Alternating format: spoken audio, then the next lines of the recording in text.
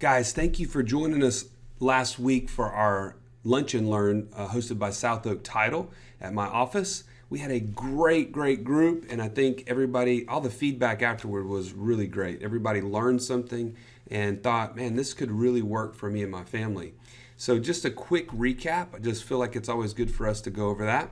So we talked about life insurance. What in the world? Life insurance is always treated as a debt. We want to turn it into an asset. We want to create an asset that works for us now, but also can be a great way of creating passive income in the future.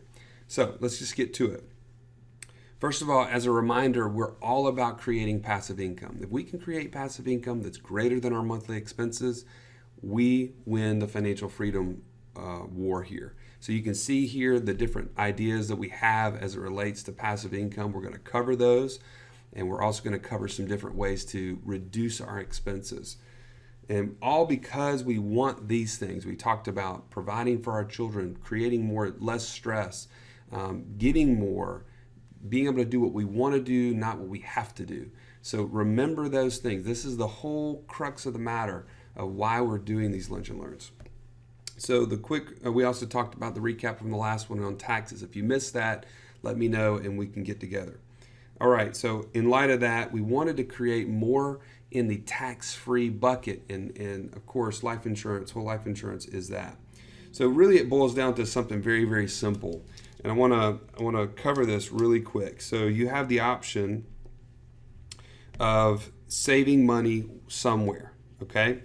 You're going to either save option A, which is a savings account or checking account. And in that, and let me just put this over the top here. We're not talking about investing at this point. We're talking about savings. So we're either going to save in a savings account, and for that, we're going to get two things only. We're going to get liquidity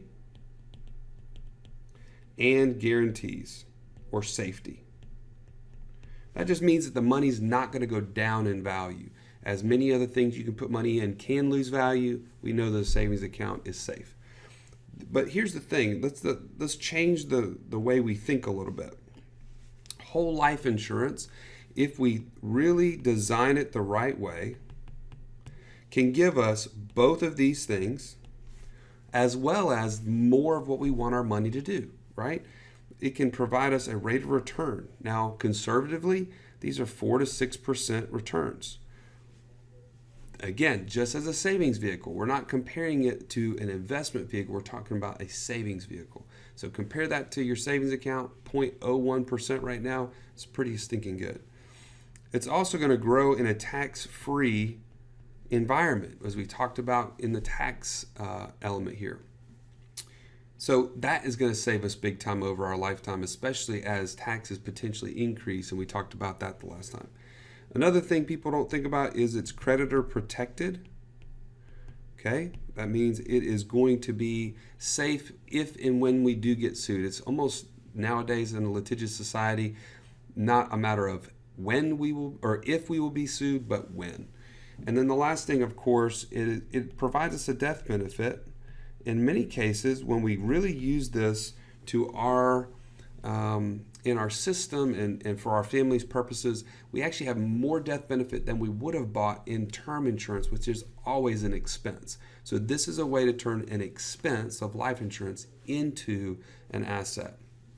Now, so from this savings vehicle, as you can see, there's way more benefits in option B than there were in option A. So we want our money to reside in a place that gives us more of what we want it to do. Now, from that, we would use it to either buy assets that produce income or pay down debt that produces cash flow. And this is all in light of our passive income greater than monthly expenses formula. So as we are coaching, I'm happy to coach you. You can work with someone else that understands this, but you need to use this as a vehicle that is helping you get to this end.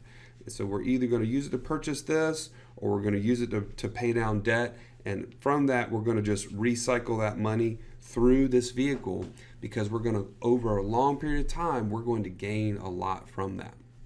So that's a quick recap. This is just an example of a policy that I put together. It shows $30,000 as a premium. Now, most people say, oh my goodness, that's a lot of money. But when we think about the money that's going through our hands anyway, or through our savings account, think, for instance, just the amount of money that you're saving for taxes. This is a drop in the bucket compared to that. So over a lifetime, you can see, this is just a 40-year-old example. It definitely changes with a younger or older, but this is just kind of middle of the road. And as you can see, the premiums start to drop, but then you, at retirement age, it shows that we have cash value. We've put in about $320,000, and we have $724,000 at that time. That is a huge increase in our cash just by using a different type of savings account. And as well, you can see that there's a death benefit, 1.497, 1.5 million, and all that has just been used the entire time for all the things that you have to spend money on anyway. The next slide shows that after all is said and done, we can be using this to create passive income, which, stay tuned on that. I'm going to have a separate case study that shows exactly how much cash you can take from this and still leave a legacy. But this shows at the time of potential death, 86, 87, somewhere in that realm, we have a death benefit of over $3 million. Again, does your savings account allow you to leave that kind of legacy? Most people don't know how to do that. So I want to share this with you today.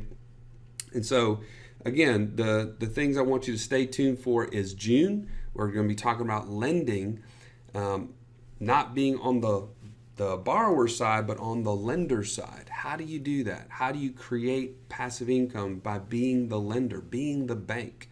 We're going to cover that in detail. We're also going to talk about how to reduce things like student loan debt. And so be on the lookout for that. Also, we're going to send you a couple of case studies in the meantime, just piggybacking off of the life insurance time that we had. We want to talk about how to create passive income from it, and as well how to use it to purchase real estate. So if you're going to buy rental real estate with cash, compare it to buying it with a policy, and you can probably buy 2 or 3 more houses than you would if you just use your own cash. So stay tuned for that. And don't forget, if you haven't already, to log in and to sign up for our passive income series. This way we can give you updates, we give you bonus resources, reminders for our upcoming classes, and all that sort of thing. Also, be choosy on who you share this with, because we still only have room for about 20 each month. And this next one, of course, in June, will have the same amount. But make sure to do that. Thanks for joining us, and hope you have a great day.